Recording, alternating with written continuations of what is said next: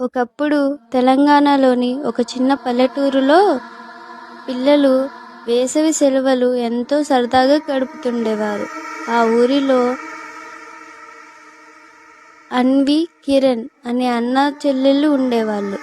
వాళ్ళ స్నేహితులు రమేష్, మాధవి. వీళ్ళంతా కలిసే ఆడుకునేవారు. ఒకరోజు రాత్రి పల్లె వాతావరణం మామూలుగా కాకుండా భయంకరంగా అనిపించింది. గాలి శబ్దం, ఆకుల చప్పుళ్ళు, అప్పుడప్పుడు కుక్కలు మొరిగినట్లు వినిపించాయి.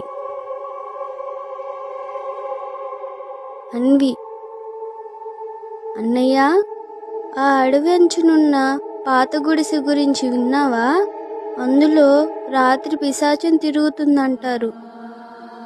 ఈ మాటలకు కిరణ్ నవ్వుతూ, అవన్నీ పెద్దవాళ్ళు